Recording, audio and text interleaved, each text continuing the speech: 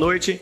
Nós estamos iniciando mais um projeto que, para mim, é uma satisfação muito grande poder apresentar as pessoas que contribuem tanto para o nosso município, para a nossa querida Vigia. Então, hoje, oficialmente, iniciamos o nosso podcast. Pode ser ou está difícil. E eu espero que você possa aprender, somar, contribuir conosco nessa nova forma de pensar e fazer uma vigia melhor. E eu tenho a satisfação de abrir esse programa número 1, uma pessoa muito especial, que contribui muito para a cidade, que soma demais, que é um grande defensor e difusor da cultura vigilenga, o meu querido amigo, o Wilker Almeida, que eu tenho o privilégio de estar nessa noite entrevistando o Wilker nesse primeiro programa, aonde eu tenho certeza que outras pessoas, assim como você, somam de N formas. Nós queremos que com esse espaço nós possamos botar em evidência os artistas, as pessoas que contribuem na área da educação, até mesmo no empreendedor, aquela pessoa que consegue fazer com que Vigia cresça e apareça a partir daquilo que produz, não somente nos bens, mas como pessoa. Muito obrigado, Wilker, por estar nessa noite comigo aqui. Eu que agradeço por estar abrindo, né, essa magnífica ideia que tu tiveste, né, de fazer essa conversação entre a gente que produz cultura, né, e o povo que espera da gente, né, sempre alguma iniciativa, né, para que a gente possa oferecer sempre o que a gente tem de melhor com relação às nossas habilidades, né? Não só eu, como outros colegas que temos aí, e temos a contribuir ainda. Muito obrigado. Para quem não conhece, o Wilker Almeida é escritor, é músico, empreendedor e também contribui bastante em todas as ramificações. Acredito que na cidade de Vigia, por todos os segmentos que ela tem, tanto na arte literária, quanto na arte visual, na arte plástica, você tem sido um expoente nesse sentido. Wilker, conversando a respeito dos teus materiais, a tua aptidão para a arte começa desde muito cedo. Sim. E essa influência, ela se dá única e exclusivamente ou é marcante por pessoas da cidade, ou artistas locais ou algo do tipo? A minha atuação artística, ela vem primeiramente com as artes visuais, né? Através das atividades recreativas da escola, né? Naturalmente as crianças têm. Eu fui me destacando, eu percebi, fui sendo notado, né? Como uma habilidade diferenciada dos outros alunos, né? Então isso foi me motivando a produzir cada vez mais. Acabei inclusive participando de alguns concursos de desenho, né? E eu fui às vezes vencendo, né, alguns concursos. E através dessas visibilidades que eu tinha, né, eu fui tendo contato com outros artistas mais experientes da cidade, através dos quais eu adquiri um pouco, né, do estilo, por exemplo, né. Alguns dos artistas que muito me influenciaram no começo do meu trabalho foi o Gerson Pinto, por exemplo, o Silvio Guedes, sim, com quem eu já tive várias parcerias de trabalho, né. Inclusive, na minha adolescência, eu representei a minha escola participando de um concurso local de pintura, né? Foi na ocasião em que um dos jurados era o senhor Antônio Coutinho, né? Conhecido como Nonó aqui na cidade. Sim, que é um expoente aqui fora do Brasil também. Um dos maiores artistas plásticos que nós temos aqui. Então, através dele, através inclusive do convite dele após a minha premiação nesse concurso, que ele era um dos jurados, eu fui convidado para frequentar a casa dele, para que eu pudesse observar o trabalho dele e, através da orientação dele, eu me aprimorar, né? Aprimorar minhas técnicas. Isso aconteceu através desse contato com o Antônio Coutinho. E também dele eu adquiri um pouco da técnica e do estilo. Eu formei meu estilo na pintura através do Antônio Coutinho, muito devido a ele. E o meu estilo de desenho foi muito adquirido através da influência do Gerson Pinto e do Silvio Guedes. Eu reconheço isso. E sou muito feliz por ter tido contato com essas pessoas durante a minha infância e adolescência. Tu percebes nesse sentido, Wilker, como um contato local decorrente da proximidade, de ter pessoas dentro da tua cidade que te influenciam diretamente, como isso é importante. E tu me dizes que tu foste influenciado na adolescência. Sim. Então esse desejo desperta desde muito novo. Percebo isso também. Tem muitas crianças, às vezes, me procuram, né, na minha casa, às vezes mães de alguma criança, né, ou pais de alguma criança, que sabe que essa criança tem, por exemplo, uma habilidade, né, e deseja que eu tenha algum tipo de contato com essa criança, eminentemente um artista, né, para que eu possa incentivar. E já aconteceu várias vezes isso, né, da minha simples orientação, né, sobre alguma técnica que a criança já estava desenvolvendo. A minha orientação técnica, por exemplo, no campo do desenho, por exemplo, fez com que essa pessoa se dedicasse mais e buscasse técnicas de aprimoramento. E hoje em dia é um artista também. Eu já ia lhe perguntar justamente isso, se você tinha ou exerce influência sobre alguém nesse sentido e hoje em de dia arte é um artista plástica. também. Inclusive, alguns desses artistas que não só eu descobri, mas várias pessoas chegaram comigo e falavam assim, olha, o fulano ali, ele desenha muito, ele faz uns trabalhos que eu nunca tinha visto e tal. Eu também não conheço, né?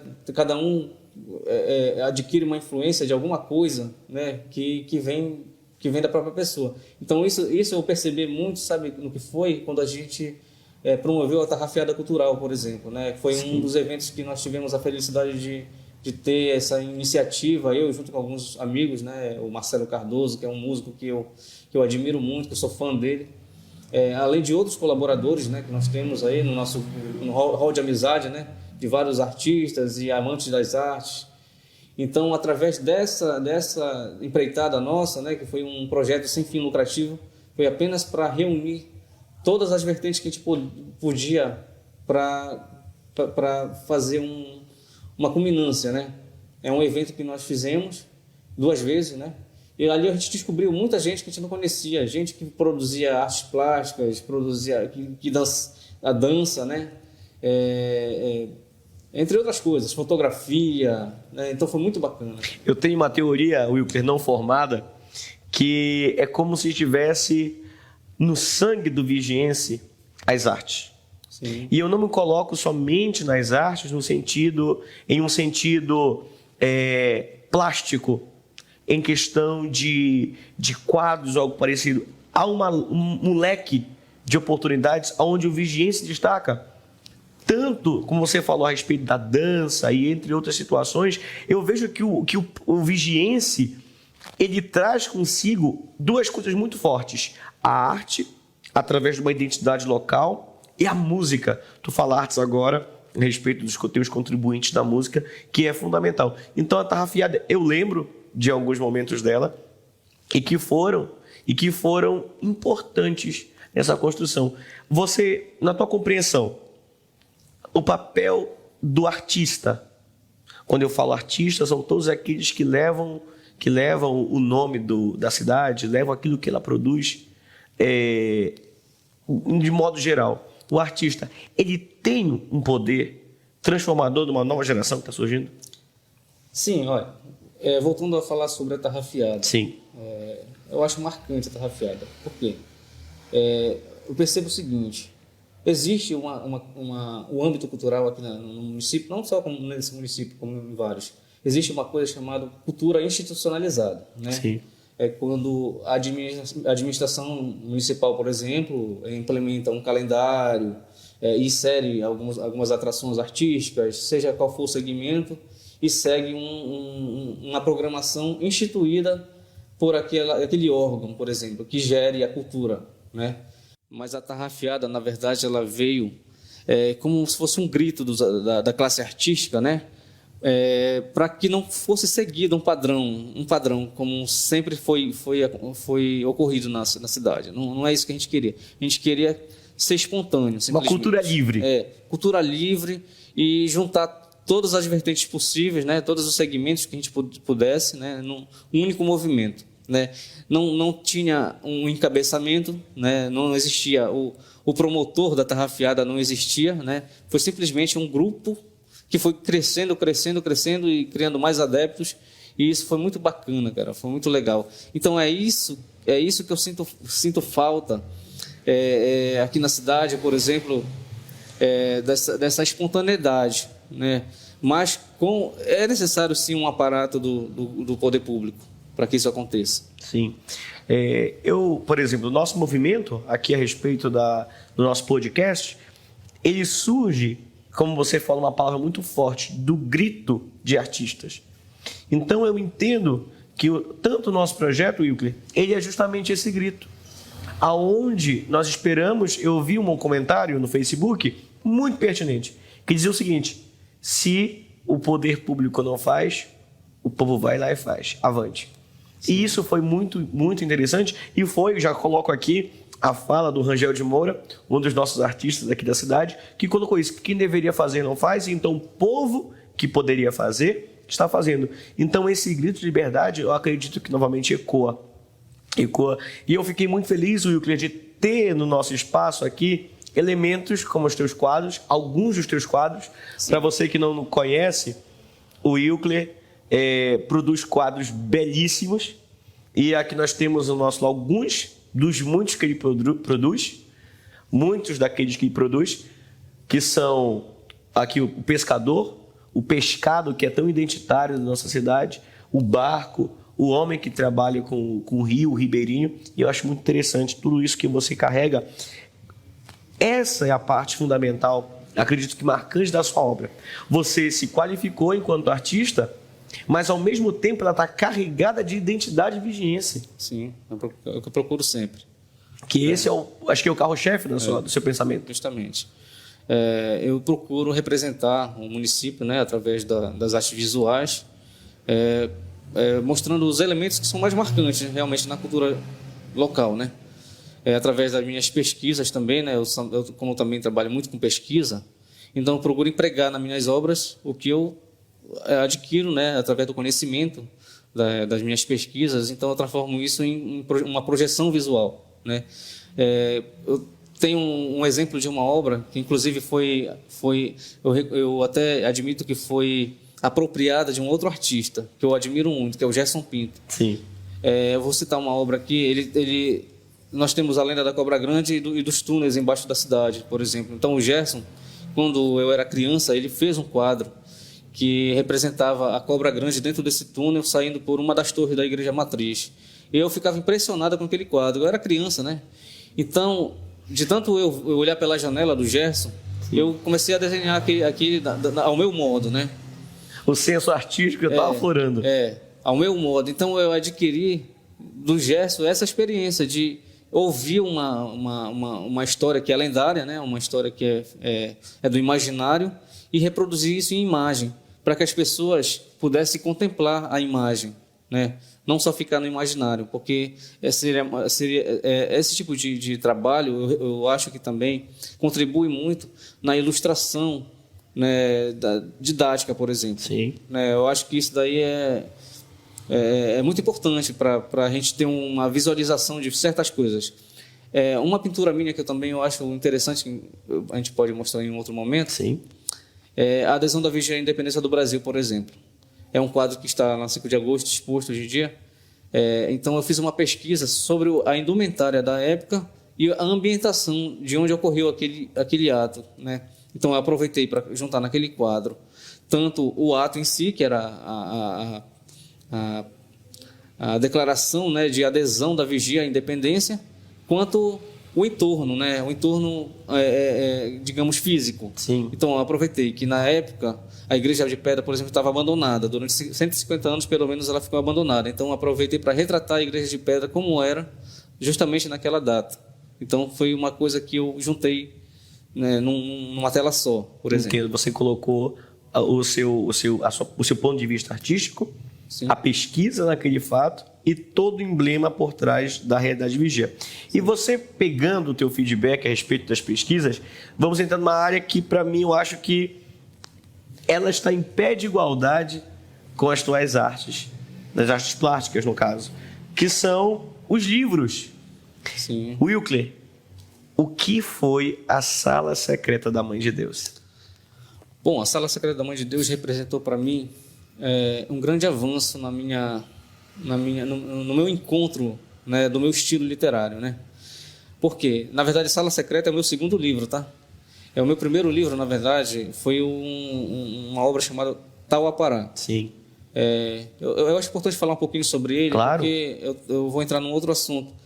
É que na época, em 2001, 2002, mais ou menos, eu fazia parte de um grupo de jovens, e que reunia praticamente, talvez uns 40 a 50 adolescentes e crianças também, que era um grupo parafolclórico, era um grupo voltado para a apresentação de danças folclóricas, mas usando as minhas composições musicais, né, coreografadas, né?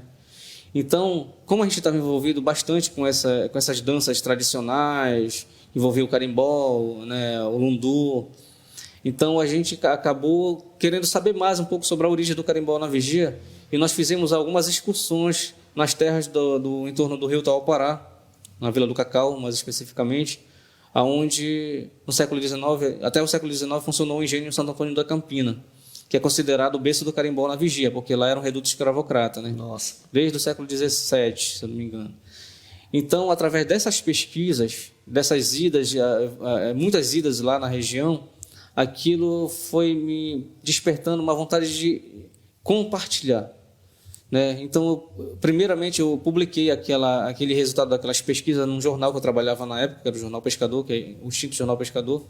Eu publiquei aquela matéria em 2 páginas do jornal. Despertou muito interesse de várias pessoas que me procuravam, porque não sabiam da existência das ruínas, por exemplo, que ainda existem lá, embora elas estejam hoje numa propriedade privada, né?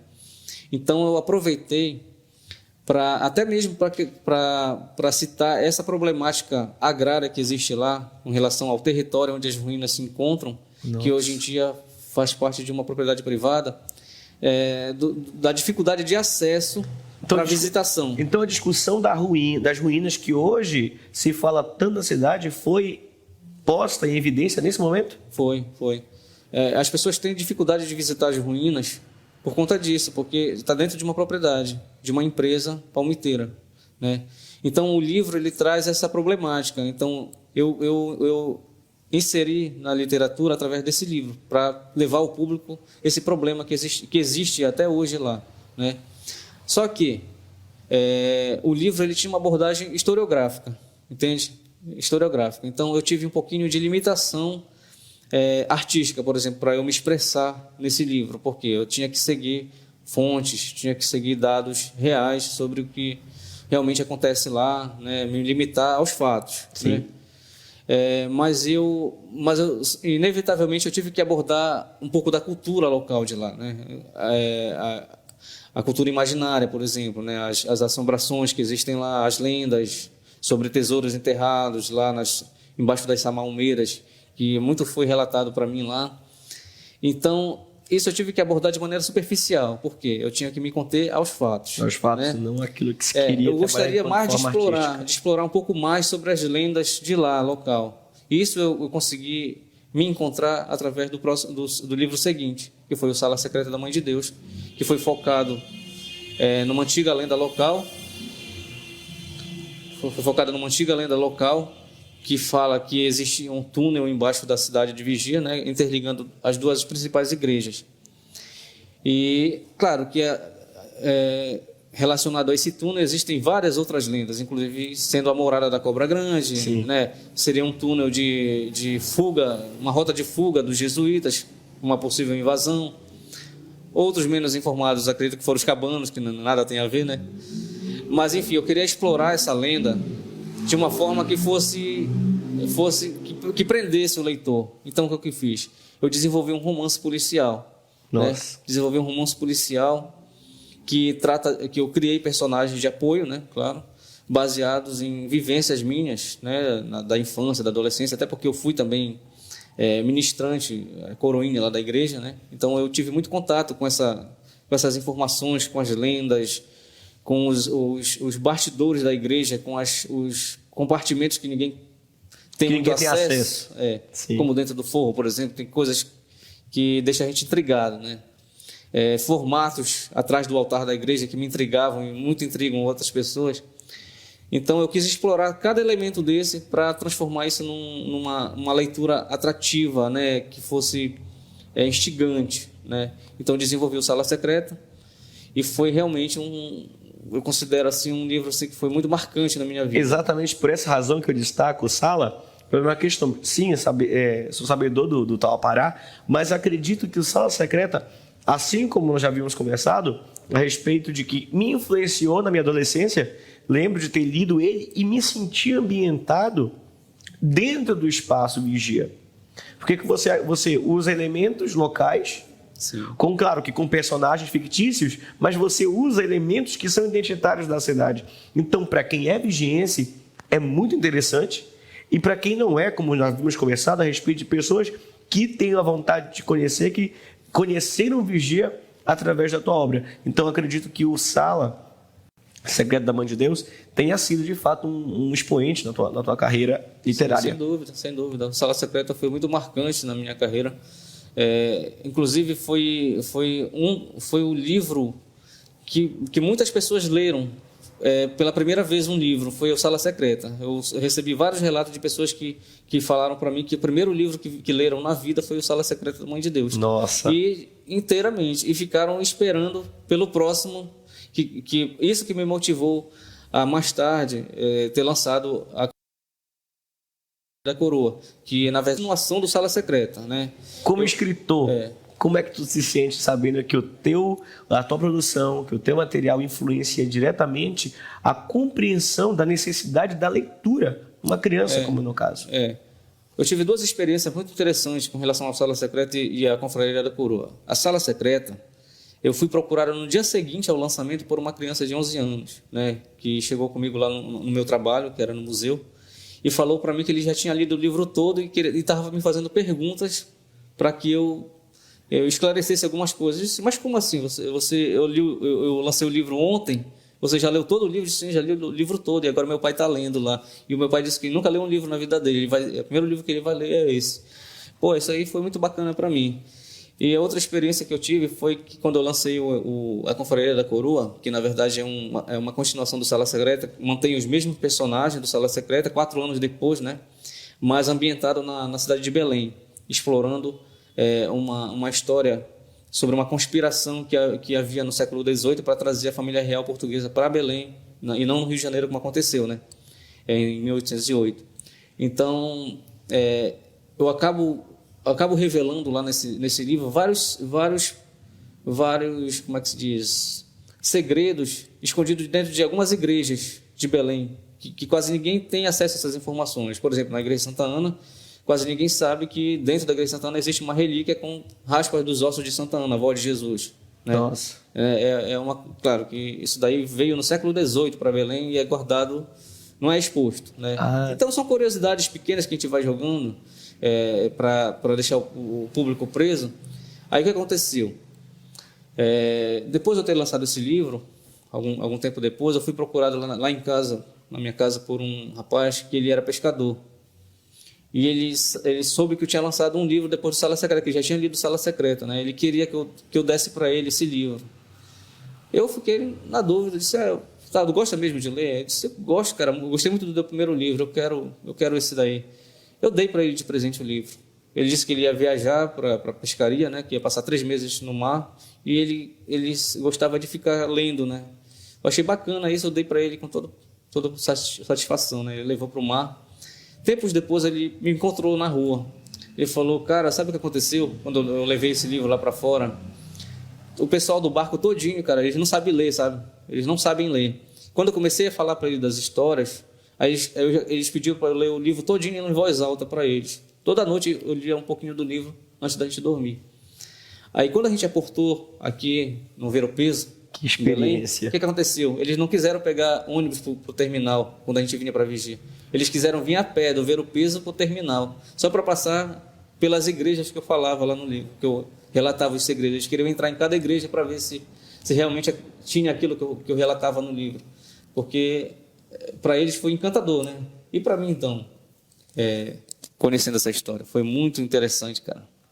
Meu Deus, imagina só você conseguir influenciar pessoas que não são letradas. Realmente, que nem sabiam ler. Que não sabiam ler, e você conseguir acessar o imaginário daquela pessoa. Sim. Eu acredito que esse é o papel do escritor, fazer com que... Eu acredito que a parte romântica do livro é justamente essa. fazer com que a pessoa consiga voar, transitar, chegar em uma outra época ou nova era, é através da leitura.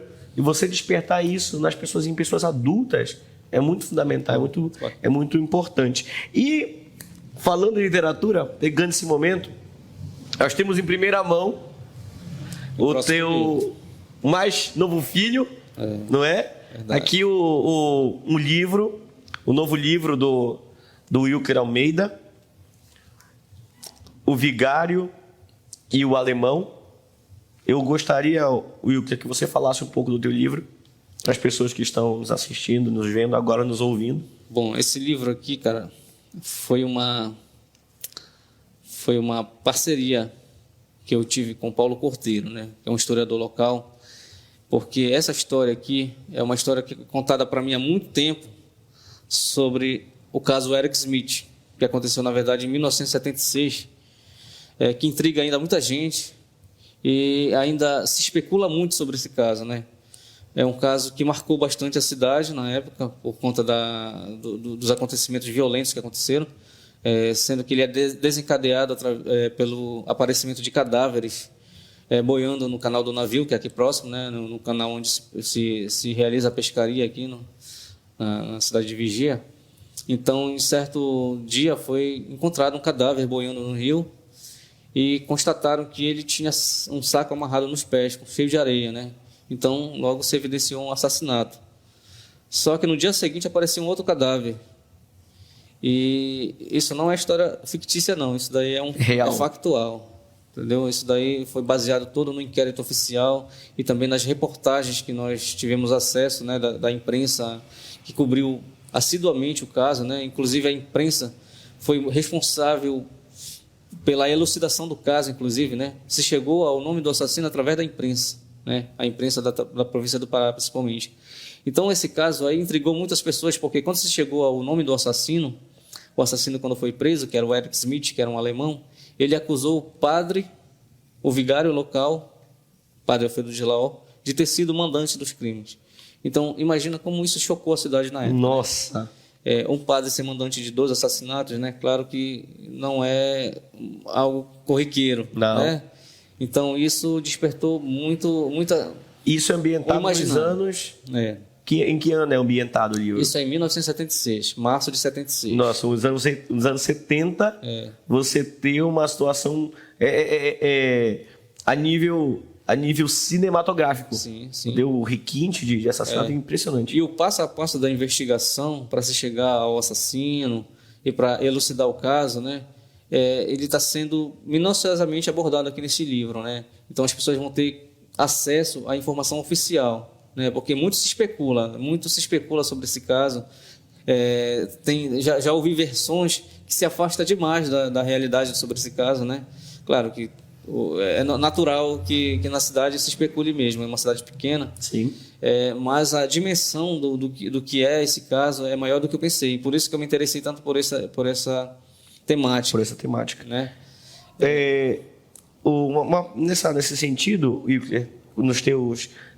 em querer ambientar, em trazer através da literatura a história de Vigia, tem 2 perguntas aqui que eu acho pertinentes para que sejam ditas dos nossos que nos acompanham nas redes sociais, que é do Marcelo Cardoso. A primeira pergunta que ele coloca é a seguinte: com relação à aceitação do público nativo, a apreciação das obras em si, como é que ela é recebida dentro de Vigia por um nativo da cidade?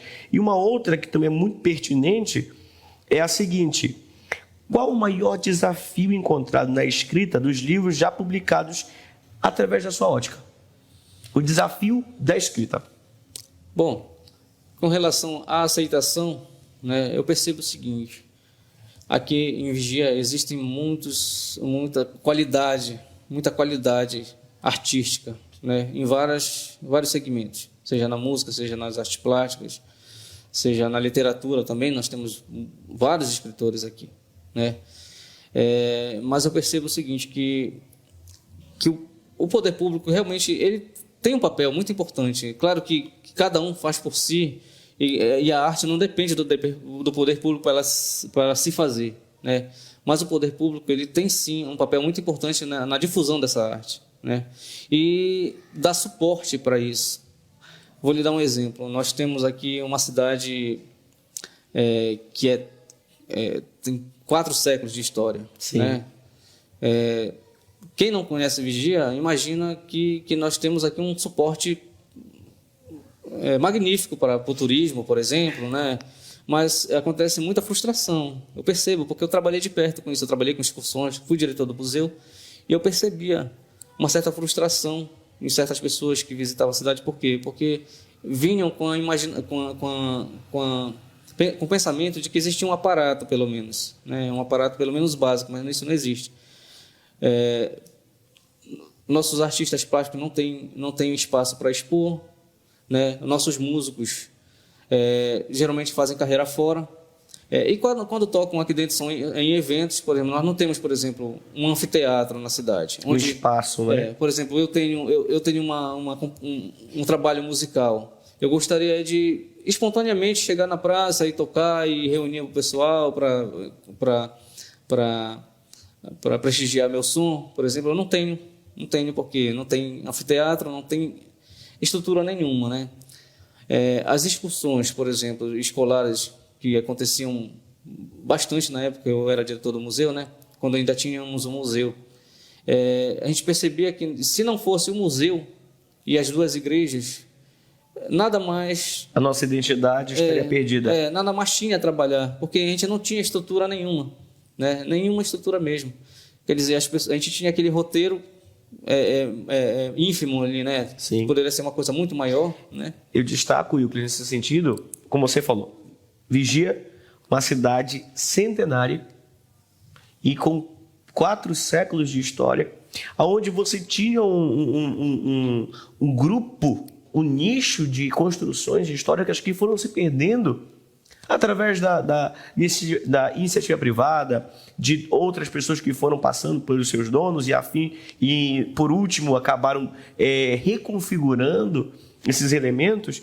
E como você falou, os últimos redutos dessa identidade histórica da cidade se resume à igreja matriz, a igreja de pedras e o museu.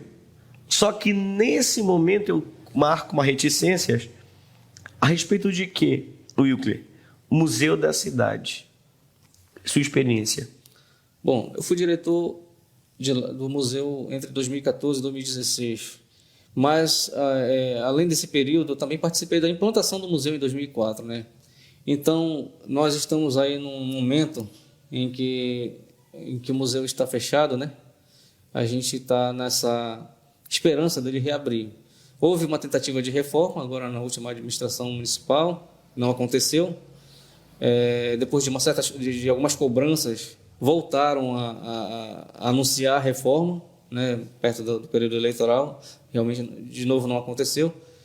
O que a gente almeja é que isso se faça realmente agora na gestão que vai entrar. Por 2 motivos. Primeiro, porque o prédio onde o museu foi instalado é o último, ou talvez o único, exemplar do período da borracha aqui na Vigia, né? Que é um prédio do século XIX, é um prédio muito bonito. A recuperação desse prédio por si só já é um grande ganho para a cidade, né? Por ter um exemplar ainda de pé dessa época importante. Mas eu só tenho uma preocupação, de que o museu, ao ser reimplantado, espero que seja reimplantado, que não caia no erro que ocorreu na implantação, né? Eu já entro nessa sua resposta em uma pergunta que foi feita também por um dos nossos acompanhantes nas redes sociais, que é o seguinte: há uma articulação com a gestão municipal de 2021 para a reestruturação do Museu Vigiense? Olha, eu ainda não tenho conhecimento sobre isso, até porque o diálogo com o prefeito eleito, por exemplo, ainda não aconteceu de muita proximidade entre nós. Mas, assim, eu tenho essa preocupação por quê? O museu, quando foi inaugurado em 2004, ele foi reunido, foi formada uma equipe de pesquisadores locais, né, para fazer cada um o trabalho ao seu modo, e foi reunido um material de pesquisa em torno de vários assuntos, mas a coordenação e a seleção de textos, por exemplo, foi incumbido a uma pessoa de fora. Foi contratada uma museóloga, por sinal muito competente, mas o tempo que se tinha para inaugurar o museu era muito pequeno. Então, ela foi chamada para coordenar essa implantação. Então, ela recebeu os textos dos pesquisadores, sendo que, geralmente, quando a gente trabalha com equipes, sempre tem confrontação de informações, né? A gente tem que averiguar isso para chegar em certos consensos, ou então abordar as várias versões que acontecem, principalmente em relação à origem da cidade, da fundação da cidade, né? Então, a museóloga tinha a fazer o quê? Ela selecionou ao modo dela os textos que eram mais interessantes para o museu, né? E isso foi criado em 20 dias, e o museu foi montado nessa circunstância, né? Meio às pressas. Após inaugurado, percebemos o quão deixou a desejar vários assuntos que não foram abordados no museu, que foram cobrados posteriormente, né? E o museu também, eu achei que ficou sem como é que se diz? Uma dinâmica para visitação em grupo, por exemplo. O fio condutor. Ficou sem uma dinâmica, sem uma ordem cronológica. Sim. Entendeu? Ficou um pouco confuso. Então, eu espero que agora a gente faça da maneira certa. Não é preciso, eu acho que não é preciso, espero que a proposta do atual prefeito, do prefeito eleito, seja realmente seguida, né? Que é valorizar a mão de obra local, as pessoas locais, né? Porque nós temos várias pessoas competentes aqui, né? Como pesquisadores, como artistas gráficos, né?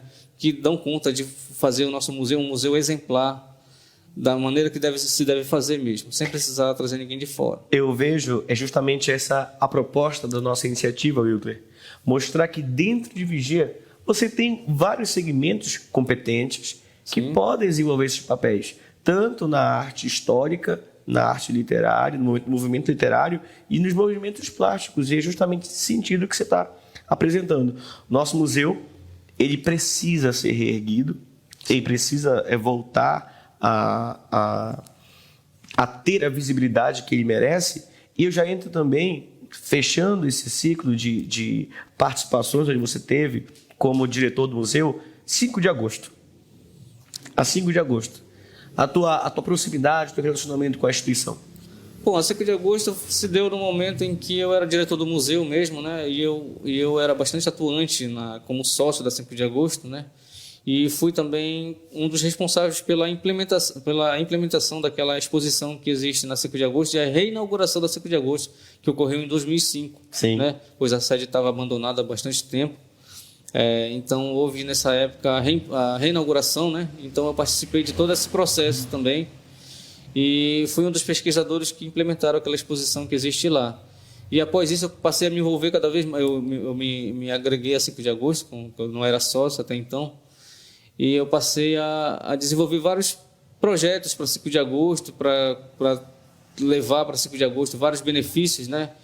Então, mediante isso, como nós estávamos em processo de transição de presidência, houve uma aclamação, na verdade, não fui eleito.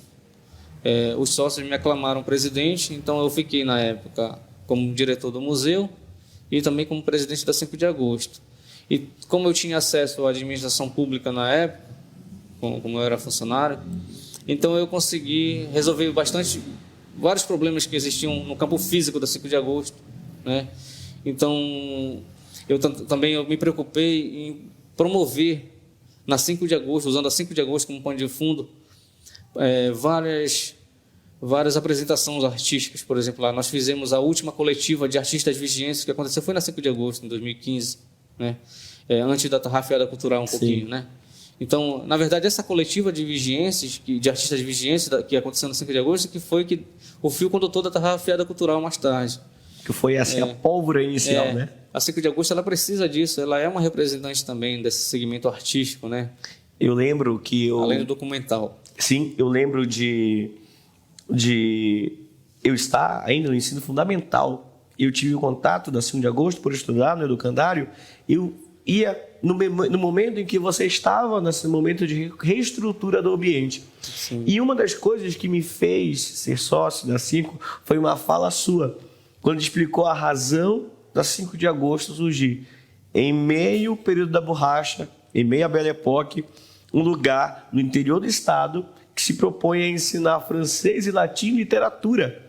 Aquilo me encheu os olhos. Eu falei, nossa, como é que isso aqui dentro? Então, desde então, o fascínio por aquilo que ela produz é muito pertinente. Eu sou entusiasta, eu gosto muito do que ela produz e acredito que a 5, depois de tantos anos, ela é uma entidade secular, Sim. né? Uma entidade secular, pode continuar somando Sem dúvida. com o conhecimento da cidade, com as gerações que estão vindo. Assim como eu fui influenciado quando adolescente, eu acredito, tenho certeza que outros jovens também podem ser influenciados por aquilo que ela produz, aquilo que ela pode colocar.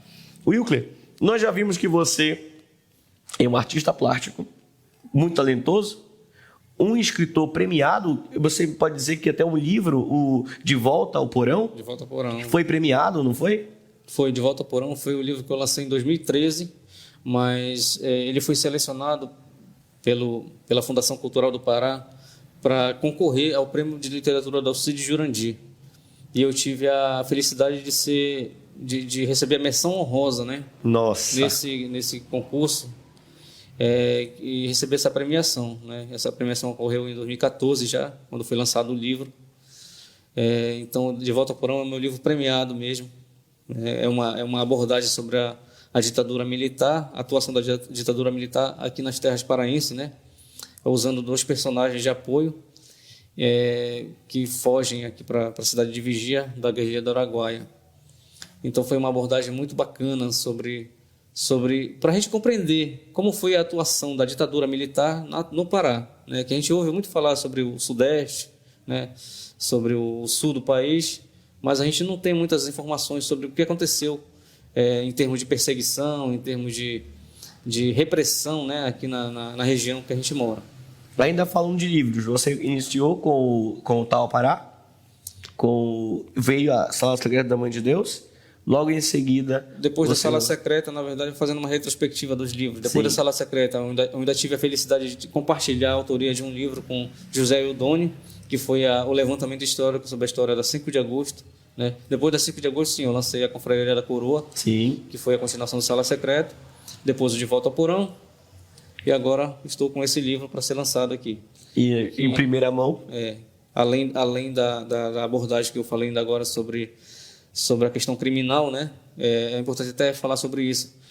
Na verdade, esses crimes que aconteceram são o fio condutor para um outro assunto que vai entrar no livro, que é os roubos que aconteceram durante vários vicariatos com relação a peças sacras da Igreja Matriz, principalmente. E isso está no imaginário das pessoas.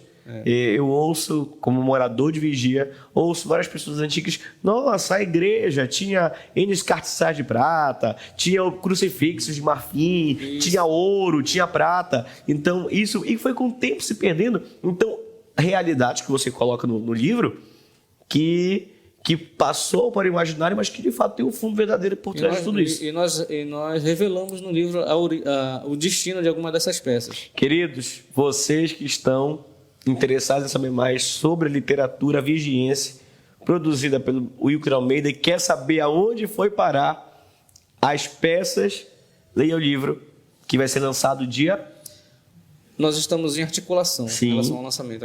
Nós ainda não definimos, mas daqui a 2 semanas eu acredito que nós vamos lançar esse livro. Nós estamos só definindo algumas coisas para começar a divulgar isso. Então aguarda, porque eu tenho certeza que vai ser um livro estupendo. Wilcler, voltando à nossa retrospectiva de materiais. Artes plásticas, literatura, participação ativa dentro do movimento cultural da cidade, através da 5 de agosto, através do museu, que é uma das principais áreas, através da tarrafiada cultural, mas está faltando uma parte que eu acredito que você também tenha. Música. A música, sim. Na verdade, eu sou compositor, né? Eu não me considero um músico. Sim. Para mim, músico é a pessoa que estuda música, realmente. Apesar de eu ter frequentado a União Vigiense durante alguns meses, mas pelo fato de eu tocar, né, violão e através do meu letramento, né, eu comecei a fazer experiências com composições musicais. Primeiro, lá na época em que eu coordenava o grupo para Folclore Curuitá, né, que era um grupo voltado, como eu falei ainda agora, para a coreografia de algumas temáticas da cultura vigiense, que não eram abordadas em letras tradicionais do carimbó, por exemplo. Então, nós quisemos trazer esses ritmos tradicionais, carimbó, lundu, toada, mas trazendo uma linguagem e também uma abordagem inéditas, né? Para que a gente pudesse trabalhar a coreografia e trabalhar com um grupo de jovens que nós mantínhamos naquela época, que eram cerca de 40 pessoas. Então eu compus várias músicas abordando vários temas da cultura vigiense, né? E embora o grupo tenha se extinguido, né? Mas sempre fica aquela chamazinha, né? Querendo voltar de novo, né? Como eu tenho ouvido dos ex-coordenadores que têm vontade de voltar de novo com o grupo, que eu não sei se isso vai acontecer. Mas enfim, as composições ficaram. E o meu projeto para 2021 agora é tentar fazer com que essas composições sejam gravadas, né, por vários. Eu tenho o pensamento de gravar essas minhas composições com vários cantores locais, né, várias pessoas que estão se destacando aí no cenário musical, no canto, né.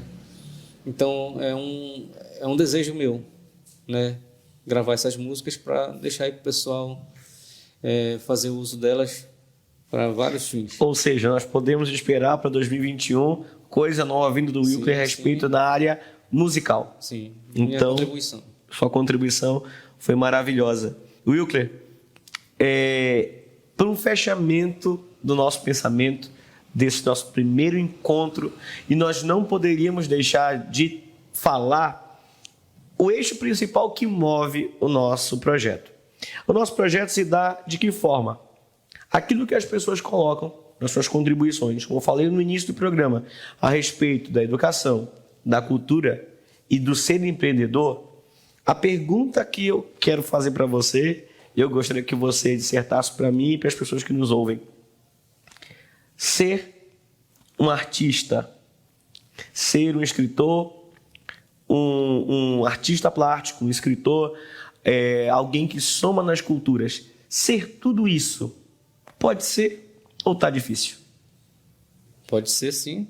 Eu considero que eu tenho um grande ganho através do que eu faço, porque eu acredito que através da minha arte, através da minha literatura, através das músicas que componho, né, através das minhas opiniões, eu acabo sendo um formador, né, um formador de pensamentos, né? Eu acredito que a influência que é gerada através dessas produções contribui para a formação do pensamento de várias pessoas. Assim como a gente absorve de alguém ou de alguma obra, alguma coisa que a gente acrescenta ao nosso modo de pensar ou descobre, de repente, o nosso modo de pensar através de uma obra, né? Eu acredito que eu tenha esse papel na sociedade, de através de uma obra minha, seja de qual segmento for, eu contribua de alguma forma para a concretização de um pensamento. Entendeu? Contribui diretamente para a construção de uma nova sociedade. É isso que eu almejo. Wilker, muito obrigado. Eu que agradeço. Por tudo aquilo que você está somando, tanto para nós, enquanto programa, e como para a Vigia, a nível sociedade. Queridos, nós estamos terminando a nossa entrevista com o Wilker Almeida, escritor, artista plástico, empreendedor e grande apoiador da cultura vigiense. Eu gostaria de dizer a vocês que esse projeto, ele acontece com um só argumento, uma só razão. Fazer com que Vigia mostre aquilo que ela pode produzir. Mostre o seu melhor, que é o seu povo, as pessoas que estão aqui para somar em todas as áreas. Agradeço a todos os nossos parceiros, as pessoas que estão nos ajudando a realizar esse projeto cultural. Mercadinho no Limite, Marmoraria Guimol, a Égua da Empada. Gente, procure a nossa querida amiga Lilian, a minha amiga Bianca Figueiredo com a Sex Zone e todos os nossos amigos que contribuem também. Home Studios, procure nosso amigo Rômulo, que produz os nossos materiais, e tem coisa boa vindo por aí. Eu disse, Wilcler, no início do nosso texto de abertura do projeto, que essa era a ponta do iceberg. Tem muita coisa boa pela frente, tem coisa nova surgindo, e eu espero que você não seja somente alguém que ouve ou que nos assista, mas que faça parte com a gente de uma mudança real de sociedade. E essa mudança parte por nós através de uma ação direta dentro da sociedade. Muito obrigado pela participação, obrigado a você que está nos assistindo. Não perca o lançamento do livro, da nossa obra Vigiência, o livro do nosso amigo e querido escritor Wilcler Almeida, O Vigário e o Alemão. Vai contar uma história em parceria com o escritor e historiador Paulo Cordeiro. Então, você aguarde os próximos capítulos dessa bela história. Um abraço, uma boa noite. Novamente, muito obrigado. Fiquem bem.